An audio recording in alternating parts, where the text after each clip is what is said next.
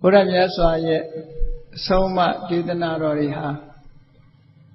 စိတ်ကိုဗဟုပြုပြီးတော့ဆုံးမတဲ့ဆုံးမဩဝါဒများသာဖြစ်တယ်။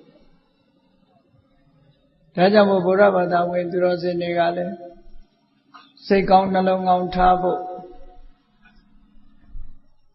စိတ်နေသဘောထားကောင်းတယ်မကောင်းဘူးနဲ့ဆိုပြီးစိတ်နဲ့ပတ်သက်ပြီးတော့ပြောဆိုကြတယ်။မြတ်စွာဘုရားရဲ့ဒေသနာတော်တွေမှာလည်း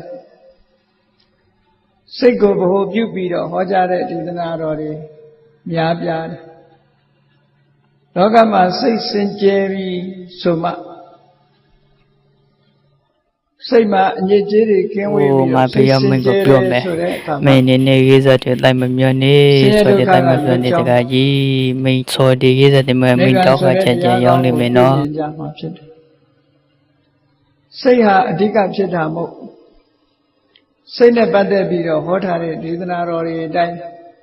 ဘုန်းကြီးတို့တွေအတိအသီးမိမိတို့ရဲ့တဏ္ဍာမှာရှိတဲ့မိမိတို့ရဲ့စိတ်တွေသဘောထားတွေကိုပြုပြင်ပြီးတော့စိတ်ထားပြင်ကြရမှာဖြစ်တယ်ပေါ့ဓမ္မပဒဒေသနာတော်မှာမြတ်စွာဘုရားက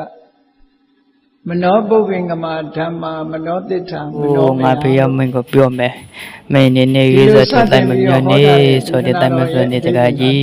မင်းချော်ဒီရေးစတဲ့မင်းတော့ခချက်ချက်ရောက်နေမယ်နော်သဘာဝတရားတွေဟာစိတ်ကပဲဥဆောင်နေတယ်လို့မနောပုပ္ပင်္ဂမလို့ဒီလိုခေါ်တယ်။မှန်တယ်ဘုန်းကြီးတို့တွေတစုံတစ်ခုပြောတော့မယ်ဆိုလဲစိတ်ထဲကအရင်တွေးပြီးတော့မှပြောကြတယ်။တစုံတစ်ခုလုပ်တော့မယ်ဆိုလဲစိတ်ထဲကကြံတွေးပြီးတော့မှလုပ်ကြတယ်ဖြစ်တယ်။ဒါကြောင့်မို့အရာရာမှာစိတ်ကရှည်သွားပြီးတော့ဆောင်းနေတာဖြစ်တော့ကြောင့်အဲ့ဒီရှည်ပြေးဖြစ်တဲ့စိတ်ကလေးစင်ကြယ်တန်ရှင်းအောင်ငါဘုရားမင်းကိုပြောမယ်မင်းနေရေးစတဲ့တိုင်မမျောနေဆိုတဲ့တိုင်မပြောနေတကကြီးမင်းချော်ဒီရေးစတဲ့မင်းတော့ခချက်ချက်ရောက်နေမယ်နော်ဒီမှာဓမ္မပဒမှာလာတဲ့